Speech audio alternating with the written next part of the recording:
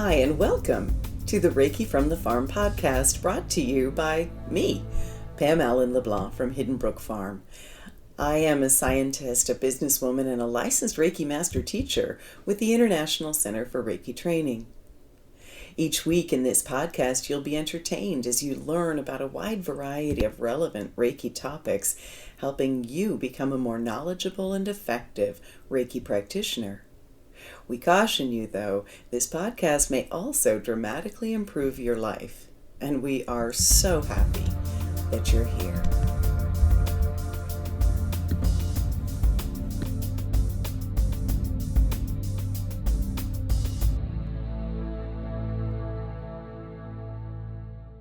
On this week's podcast, I am going back to our Reiki and Religion series and talking with Ankitha Challapalli about Reiki and the Hindu religion and how Reiki combines with Hinduism. Welcome, Ankitha. Thank you so much, Pam. Pleasure to be here and excited to chat today about that intersection together. Me too. I'm so grateful. I've been looking for you for a while to try to complete the Reiki and Religion series, so I'm really delighted that you're here. Before I tell you a little bit more about Ankitha and our topic today, just wanted to let you know what we've got coming up at the farm. We have Animal Communication Level 1 and 2 coming up online next weekend. Animal Communication Level 3, Professional Practitioner, February 3rd to 4th, online over a few evenings. And also Healthcare Reiki, February 7th and 8th, online over a weekend. And of course, we are heading to Kenya, February 19th to 28th. I'll be in Hong Kong September this year. And watch for our Reiki mentoring and marketing courses that will be coming up in March. Ankitha, what do you have coming up? You are a Holy Fire Karuna Reiki Master teacher. Can you tell us what you've got coming up? Yeah, so just a quick introduction on myself. I'm based in the New York City metropolitan area, so between New York City and New Jersey. So I offer sessions here, so Reiki Holy Fire sessions here, and my teaching schedule will be put up in the new year. So hopefully by the time that you guys are watching this, my teaching schedule will be up. But looking to start teaching Reiki 1 and 2, Reiki Master, and Karuna Reiki as well. Lots to look forward to in the new year. Stay tuned for those updates. I think we'll go through where you can find that information through this podcast. But yeah, very That's it. excited. And I've got your website address and how people can reach you in the podcast notes. So, guys, if anybody wants to reach out to Ankitha, please have a look at the notes and you should be able to connect with her. Yeah. Ankitha, we met in a Karuna Reiki class, and which was so much fun. It was just you and I, and that Yep. doesn't happen very often. So we really enjoyed being in the energy together. And when you shared that you practiced Hinduism, I was delighted. I've been looking for someone to talk with about this for our Reiki and Religion series, and you graciously said yes. Can you tell us a little bit about your spiritual background and your connection with Hinduism? Absolutely. And it always works out as it's meant to. We were saying that throughout the class and us being able to connect. But I grew up in a Hindu community. So I was raised as a Hindu, which would mean attending temple ceremonies, practicing the different religion festivals that we had throughout the year. And Hinduism is a very spiritual religion, which is one of my favorite things about it. There's really no right or wrong way besides some of the ideals and principles that really put you on a path of fulfillment, is how I like to look at it. And so it's something that I've been very surrounded by.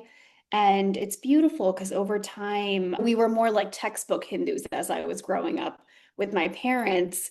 As time has evolved, we've become a lot more fluid and spiritual and been able to adapt to just different practices that really fit what our day to day needs. I'm sure we'll get more into that, but it's a little bit about my journey, and it's been just absolutely wonderful having that guiding post, that guiding path that's really helped me find purpose. Oh, I love that. And just the little bit that I know about Hinduism, it's just such a beautiful religion. It's something that I find so fascinating, and a lot of people dip their toe in with yoga and Ayurveda and some of the different aspects. And this is a spiritual tradition that is it's really ancient. It's Yeah. really a lot older than a lot of the other spiritual traditions, and it's stood the test of time. It still exists, it's still vibrant, it's still relevant Yeah. after all this time.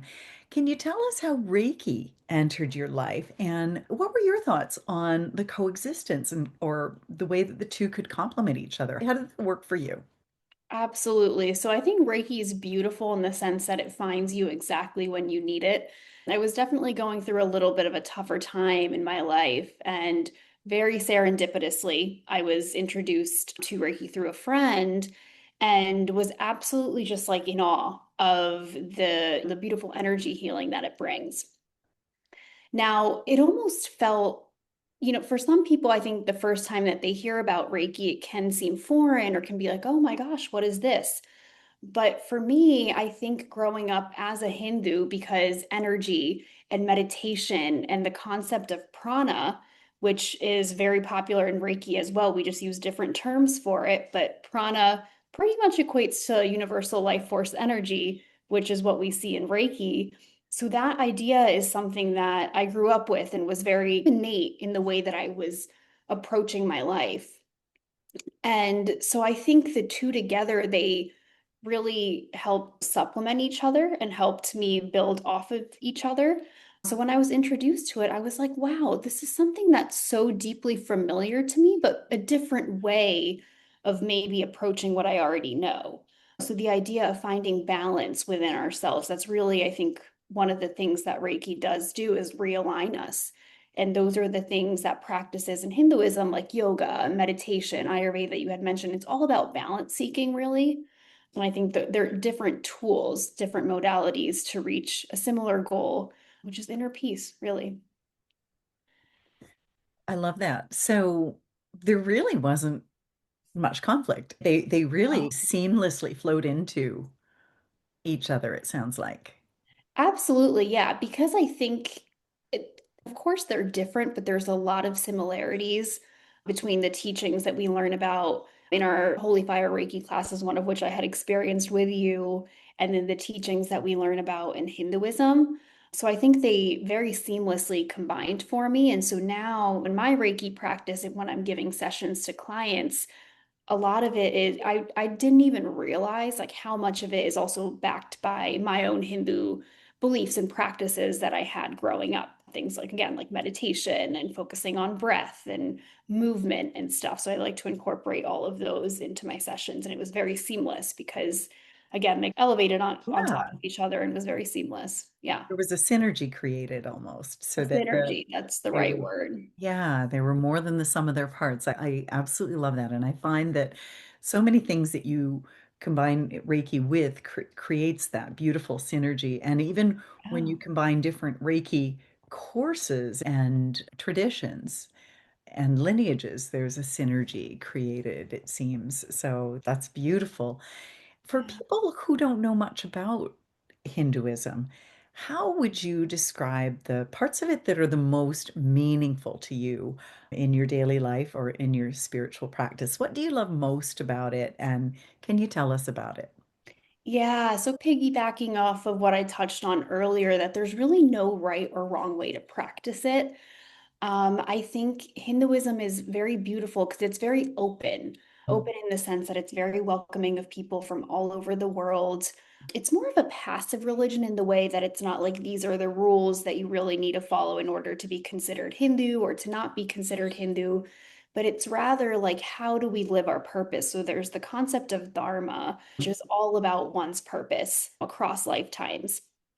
And there's the idea that we are all in our Atman, which is another word for saying soul. So again, these concepts that we see across different cultures. There's no rule book for what's right and what's wrong besides these are the guiding principles. And so I think it's a very profound, beautiful thing because all of us human beings, whether we know it or not, depending on how much energy we put into it, are all here seeking out our purpose or our dharma, in other words. And we're doing it from the lens of our specific Atman or our soul. And so I think one of the really neat things about this religion is just, again, like how open it is and how universal it is and how relatable it is to anyone who is interested in practicing or learning more. Yes, I love that. And actually, you can see that in just Mhm. the way that yoga studios are welcoming to everyone, Ayurveda courses, welcoming to everyone. Yeah. Like so much of this is just open and made available to people from every background and without trying to convince someone that they have to be part of a religion or anything like that. Right. Like it's just this part of it might appeal to you and here it is. And so, yeah, I'm starting to really understand the openness that you're Yeah. Yeah, I talking think that's about. one of the most beautiful things about it. What are some of the other concepts like prana, chakras, dharma? Can you tell us a bit about these different concepts and how they work together with Reiki? Yeah, and this is actually how I realized how much I've integrated Hinduism and Reiki together. It was from the concepts of the chakras that we have. And so, again, for those of you listening, you may or may not know, but our chakras are the major energy centers in our body. So, this is where we carry, each of them has its own purpose. We have seven major chakras. They have Sanskrit names as well, which I will learn one day. But I don't that's feel so bad. I don't know them either in Sanskrit. Yeah, so in Hinduism, one of the big things that we do is focus on each of these different chakras for healing. So, one of the ways that we do this is through breath work and meditation, focusing specifically on different chakras, which I think ties in very well with prana, because there's the concept of pranayama, which is in Hinduism, which really is breath work, and also chanting, because the vibrations of our voice are what kind of alleviate some of the excess or stagnant energy that might be bottled up into our chakras. And I think that really ties super nicely into what we do in Reiki. And I've tailored a lot of my practice to energy healing and chakra healing. Like I naturally end up gravitating towards focusing on these major energy centers when I'm in a Reiki session or giving Reiki to heal and alleviate some of the blockages or some of the maybe the heavier or more dense energy that we could be holding on to in our chakras. And pranayama is another tool that I use in my sessions as well, because sometimes deep breathing or chanting are things that help us release those. I'm using the word blockages, dense energy, maybe Yeah. stress, anxiety, however it manifests. Everyone's different, but I think that's one of the ways that I really realize how synergistic Hinduism is with our practice of Reiki and how I perform Reiki. It's funny because the chakras really came into Reiki later in the 1990s, but it's been such a natural addition Yeah. and integration. And there are a lot of people who really dive into. I'm thinking of Lisa Starana. I've done podcasts with her about the chakras and just that recognition that the chakras and Reiki just go so They go beautifully hand in together. They really, hand. they really do. And I really love that. And so would you say that Reiki supports your Hindu spiritual practices or vice versa? Like, how does that work for you?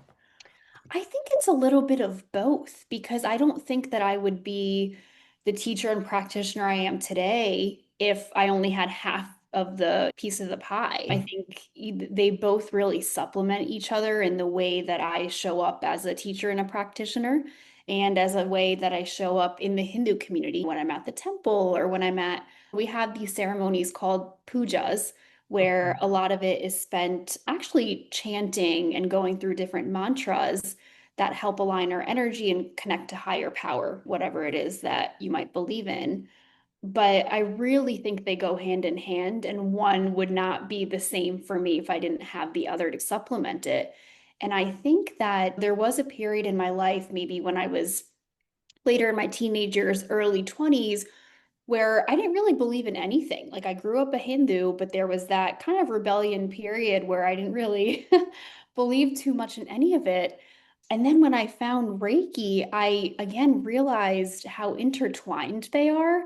So Reiki almost reconnected me with my faith in a way. And then at the Wow. same time, my faith was able to help me innately more understand how the energy of Reiki works. So it's very beautiful how that all unfolds. That is beautiful. And I think, by the way, that we all go through that rebellious phase Yeah. and sometimes there's some religious trauma attached. And when I know, having been raised in a Christian family, I certainly pushed it all away. At Yeah. one point, you're not the first person that I've talked with from different religious backgrounds who've said that Reiki brought them back Yeah.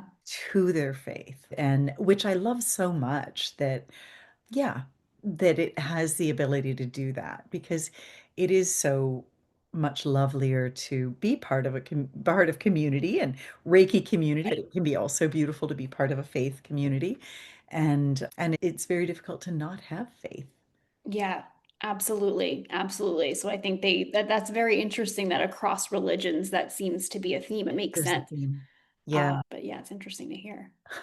I love it. It's just really interesting to me with this series that that has shown up a fair bit. Yeah, So absolutely. amazing. Amazing.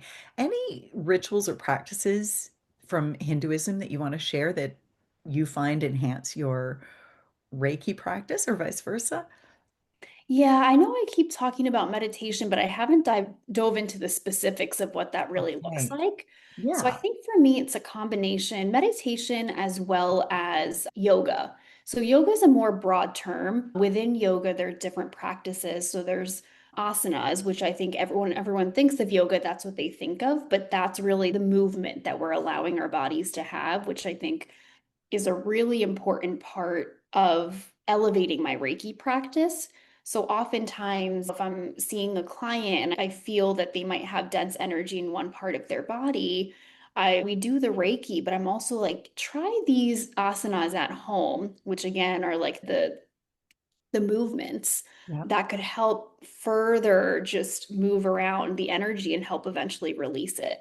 So I think in that way, the asana part of yoga is very important. And another one of the branches is the pranayama and meditation, which I'm using a little bit more interchangeably, but breath work. So I Yeah. think that for me has also been a really important part of my practice. Sometimes just taking a deep breath is all you need to reset and recenter and find that balance. And we forget to do it. We don't do it enough. But when we do it, it's wow, okay, that's all I needed to do to, if I don't have time to give myself a full Reiki session, I can still do a few deep, big breaths that help release whatever it is that I might be holding on to. So I think those are some of the big practices. I know chanting is another popular one. That's not one that has resonated with me a ton yet. That could change. Yeah. But I know people really enjoy sound as another way, whether it's them chanting themselves or listening to audio of other people chanting mantras in Sanskrit that, that really, I think it's the vibrations of those words that help you feel more grounded and you feel more at peace. My mom, for example, that's her way. That's her tool. Okay. Is So that's chanting. something that she's gotten into. Yeah. So I think it's different for everybody because there's so many tools. But for me specifically, it would be a combination of asanas and pranayama. I love that. And you just reminded me that I hadn't taken a deep breath. So I I did, and it turned reminded into myself. a yawn. And it's so interesting because the breathing, the breath work is something that I teach people with my horse work. When Oh, you're working with horses, if you're taking shallow breaths, your horse believes that there's danger. And right. so they're going to be hyper vigilant and horses they move so quickly, they have such fast reaction times, and we have such slow reaction times. That's where somebody can get hurt. And yeah, it's so important to take those three deep breaths, which move you instantly into rest and digest and tell the horse there's nothing to worry about. We're just going to ride around the arena or we're just going to go out on the trail. Exactly. Exactly Yeah. right. And there are different techniques too. I'm not very advanced in pranayama, but there are folks that specialize just in that. Just like we specialize in Reiki, there are folks that Yeah. specialize just in this type of breath work where there's in English we call it boxed breathing. So just different techniques to help energy go to both or air to go both to oxygen to both the left and right side of your brain. When we're breathing, I didn't know this. We only actually inhale through one nostril, exhale through the other nostril. So You're right. yeah, so it's like we're not always giving both sides of our brain an equal amount of oxygen. And so that's something that I had learned. The box breathing that allows you to alternate is a useful tool. I just learned something new. So There we I go. had no idea, but that makes a lot of sense. And okay, now I'm going to play with that a little bit. Ankitha. You've been combining both Reiki and your Hinduism from the beginning. What shifts have you noticed? What healings have you experienced with this combination? What have you noticed? Yeah, I think for me, even from a very young age, I was thinking about why am I here? What is my purpose? Asking a lot of the big questions at the age of 5. Wow. Really Wow. seeking meaning in the world around us and collectively, like why are we all here? Why is this being an animal? Why is this like all of these things were so intriguing to me from a very young age. And so I think the combination of both Reiki and my Hindu practices have helped me understand what that purpose really is, especially as someone who's a deep feeler. And there's a lot of experiences that we live through. Always anchoring on what is my purpose and why am I here has been incredibly healing for me. It's something that I remind myself of as a part of my morning routine, which I do maybe 4 to 5 times a week, but we are working up to 7. But really grounding myself in that because I think Hinduism it talks a lot about purpose, and Reiki is part of what gives me that purpose. And so the two combined, I think that's what's really just been so magical for me as I navigate through this very beautiful life, but a life that can bring upon ups and downs. And I think that's really what's been my guiding post is anchoring on what is the purpose. And both of these practices and philosophies have helped me understand that in a way that I wouldn't at all if I wasn't exposed. I'm blown away because I don't think you're much older than my daughters. And I just think you're still in your 20s. Is that right? Yeah. Yeah. And to think that you are anchoring on purpose at Yeah. this age, I didn't even know who I was in my 20s. Like I had no idea. And so it just makes me not only I'm so impressed with young people and people in your generation, I'm so impressed, my kids' generation, but it's just really impressive that you have found these things so young, that you started asking these questions Oh at my gosh. 5. I have so much faith in your generation, and sometimes I do get a little discouraged with my own. I'm not gonna lie. Come on, guys. So, some of these things are important, but I'm really blown away that you're already so anchored in purpose at such a young age. It gives me so much hope for humanity and so much faith that Yeah, absolutely. Thank you. It's very kind. it really, I'm just calling it the way I see it. Did you find Reiki deepened your understanding of Hinduism and the Hindu philosophy? Absolutely. Yeah. Absolutely. 100%. And again, I think it's because they're more intersected than one might realize. It's when I started doing Reiki again, that's when I reconnected with my faith because a lot of the concepts that we learn about in Reiki and that we use in our classes and when we use when we're giving a session, oh, these are very familiar to me. Like these are things that I know about that I've learned and heard tons about in Hinduism, but maybe didn't lean as much into at the time Yeah. because there was real no, I didn't really understand how it all connected. But now more than ever, I think because of my Reiki practice, the principles of Hinduism make sense and vice versa. They're very interconnected in my mind.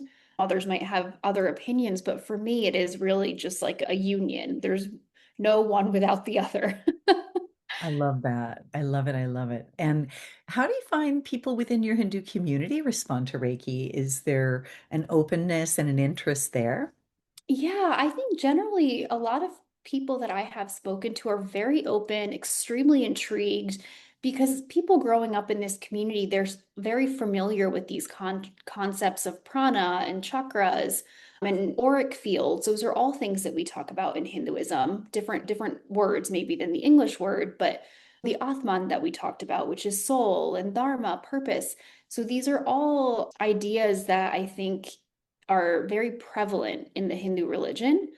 And so generally, people already, again, it's like that innate understanding of, oh, yeah, of course this makes sense. And I have some of my friends, some of my parents' friends who are maybe feeling like an ache or pain.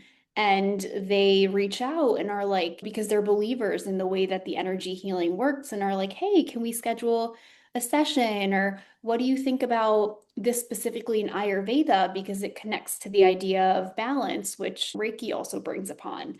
And so I think, at least in the community that I run in, people are extremely open and curious, more so than I would have ever thought. Um, Wow.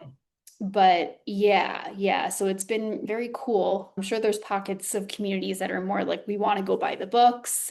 Yeah. Maybe energy isn't as not a part of their belief system, but at least within my community, there's a lot of curiosity and interest in the practice of Reiki.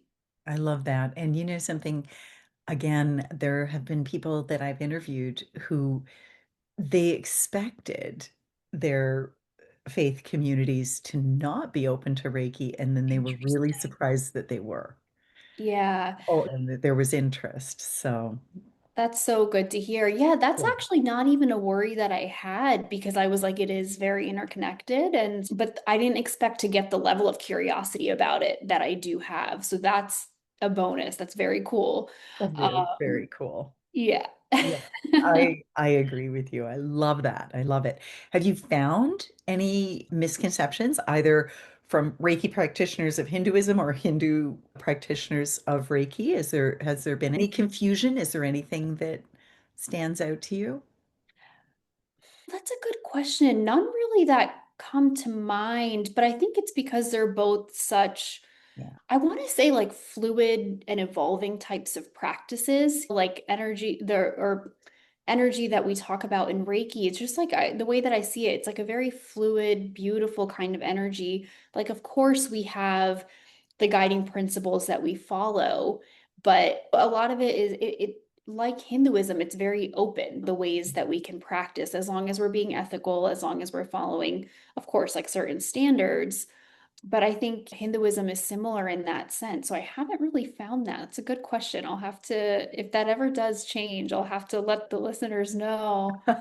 No, I'm Um, delighted that you haven't found it. Although, yeah, with what you've described, I have to say I'm learning a lot. It's Hinduism is something that I think we're all many of us are exposed to because absolutely. there is so much available to us through yoga and pranayama and so on. But I am learning a lot, and I'm really impressed with how open it is, and Yeah. just yeah, I love that. What advice would you have for people who maybe are coming from a Hindu tradition and they're thinking about combining it with Reiki, and how can they do that in a grounded, respectful way? Yeah. Come talk to me. No. Your contact information is in the Okay. notes. Start there. No, but I really think it's about finding your unique balance between the two, because Mm, there's really no right or wrong way to combine the two. So for me, for example, I do integrate the idea a lot, as we talked about, of chakras and pranayama, breath work in my practice and movement. But there's really no right or wrong way, I think, for someone who might be coming from a Hindu background who is also interested in stepping into the Reiki space. So I think it's like, this is something that we talk a lot about in Reiki is using your intuition. And Yeah. that's a big part of Hinduism as well. And like leaning into what is happening in our consciousness, the Brahman. And so I think it's really listening to your intuition to find what makes sense for you. Like you're on this path for a reason. That's part of your dharma, your purpose, and finding the right ratio of integrating some of these principles from over here and these principles from over here in a way that feels right for your practice. I know that's vague, but I think it's really about listening to your intuition is what I would say, because that's really the crux of a lot of what we do in Reiki, as well as one of the important things in Hinduism is leaning into what is it that your soul is telling you, what is leaning into your path in a way look like. I love that. And if somebody is just searching and wanted to attend a Hindu temple, are they welcome? Is that something, or Absolutely. They okay? love that. Yeah, because I'll see people, the temple that I grew up going to near my parents' place in Central Jersey, we see people of all different cultures come in. So it's really beautiful. And I love when I see that. Like it warms my heart that people are curious and want to see what the rituals are like and want to learn a little bit more about the gods and goddesses and want to learn more about the different types of rituals and practices that occur inside and outside the temple. But it's really heartwarming, I think, when I see people step into that space and just them absorbing it and them asking questions and them being willing to learn about it. So I think it's a beautiful thing, but absolutely so welcome. I love that. I know that yoga is something that I've been doing for years, and recently just started doing some courses in Ayurveda, and I just couldn't believe the difference. Like it just the Yeah, balance that it brought. And exactly. yeah, how lovely it has been. So that's amazing. Is there anything else that you'd like to leave the listeners with before we move into a meditation today, Ankita? No, but really just thank you so much for giving me the space to talk about a little bit about my journey, my experiences with Hinduism and how that's informed my Reiki journey and how Reiki's informed my journey back to finding my faith. And I just wish love and happiness for those who are listening to this podcast. And really thank you so much for having me. And Oh as my they say God. in Hinduism, that's a Om, greeting. om. Om om. Yeah. I did not know that. Thank you. Ankitha. Thank you so much for sharing this with us. I know that there are probably some really curious listeners who got a lot of questions answered today, and also who are probably impressed, as I am, that you are so young and yet so wise. So I think you're going to go far, my dear. Thank you. That means a lot to me. Absolutely. Guys, I'm just going to invite everyone to go into a meditation that helps us remember the divine within, and it's inspired by Hindu wisdom. So while I'm not coming from a place of Hinduism, I'm coming from a Reiki standpoint, I'd really like to honor some of the Hindu concepts that Ankitha shared with us and just consider or approach it in that way. So I'm just going to invite you to go ahead and activate Reiki, bringing in any symbols that you feel guided to bring in. And just make yourself comfortable, supported, grounded, at ease. And then place your hands comfortably on your body as you close your eyes.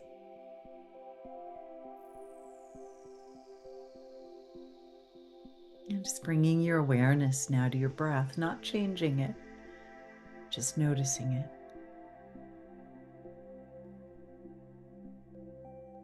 Notice how the inhale arrives on its own without your conscious thought, and the exhale releases on its own.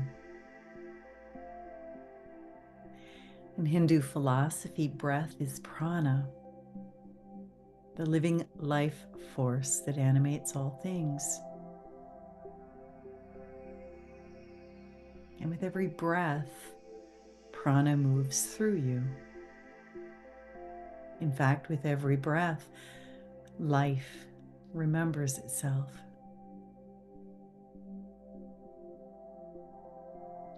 Place your hands wherever you'd like, over your heart, your belly, on your lap, and just invite Reiki to flow with no effort, no striving, just allowing. Conscious of your breaths, appreciative of the breath, knowing that from the first breath, the first inhale to the last exhale, every breath in between is your own. And just allow Reiki to flow like a river with its quiet, compassionate intelligence, wherever your body needs it the most.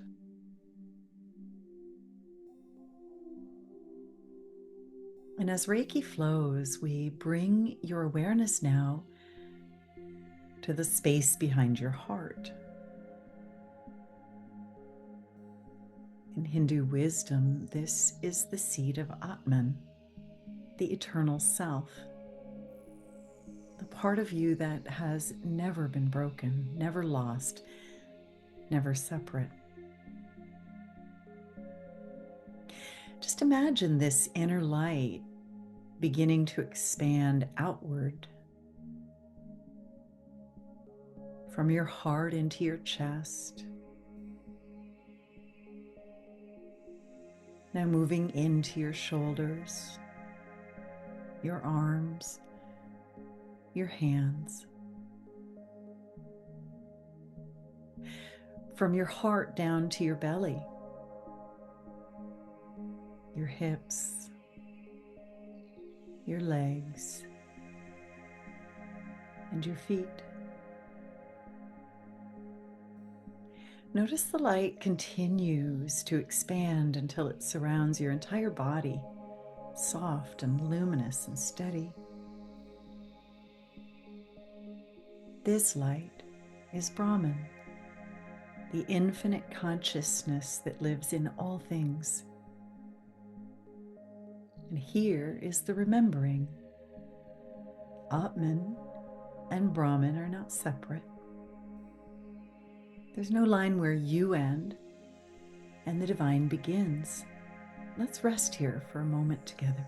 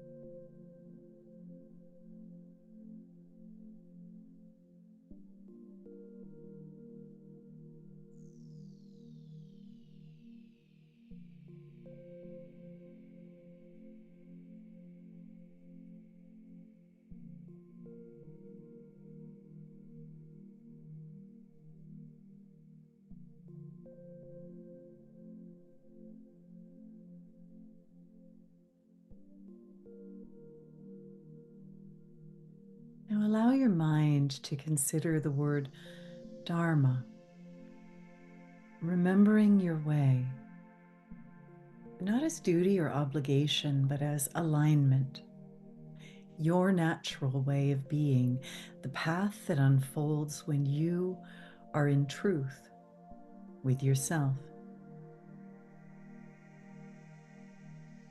And quietly ask yourself, not with words, but just with listening, what wants to come into alignment in me now? You don't need a definite answer. You may receive a feeling or a word or an image or even just a deepening calm I invite you to trust whatever arises or whatever does not. Understanding that Reiki continues to flow, harmonizing what is ready to be harmonized. Once again, just ask yourself, what wants to come into alignment in me now? And we'll rest here together today.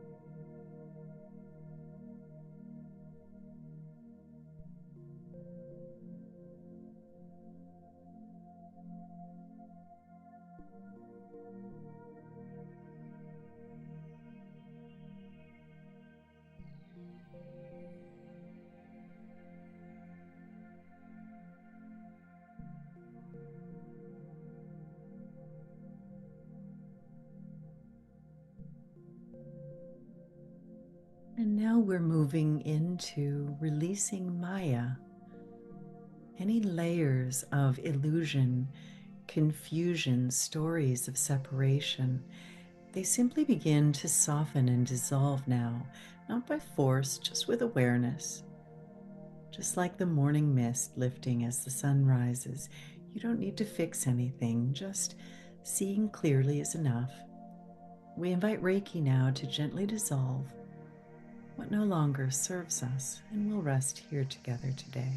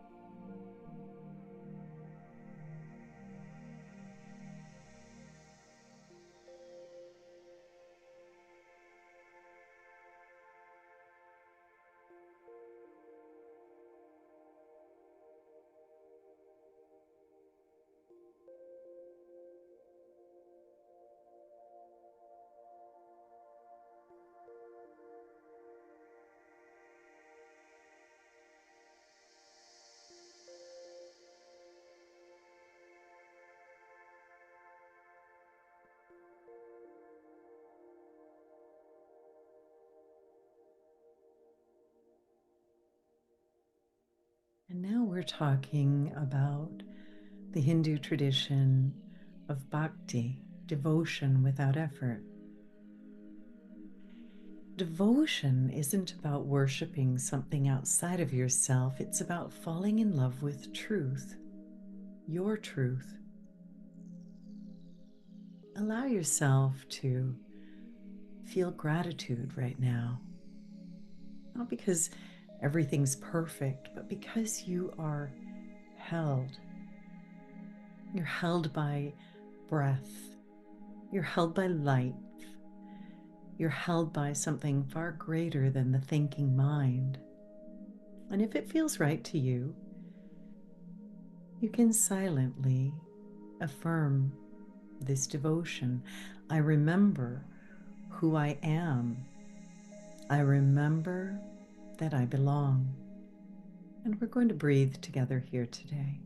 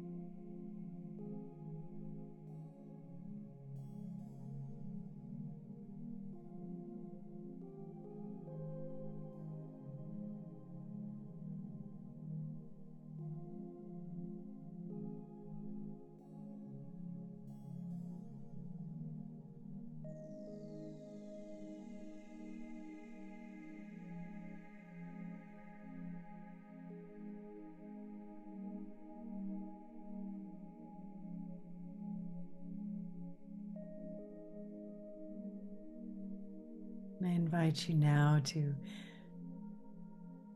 just begin bringing awareness back to your breath, to your hands,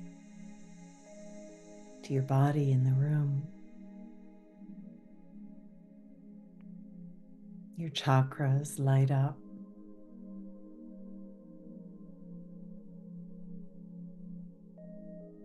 They are filled and functioning and aligned. And you know that you carry this remembering with you into your work and your relationships and into the ordinary moments of your day. Whenever you're ready, you can gently open your eyes as Reiki continues to flow and as the remembering continues. Ankitha, thank you so much for bringing us this beauty and this wisdom today and for being with us.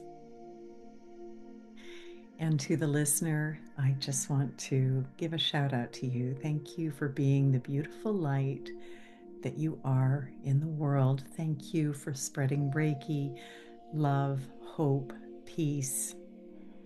The world is a better place because you're in it. And thank you for listening with us today. Namaste.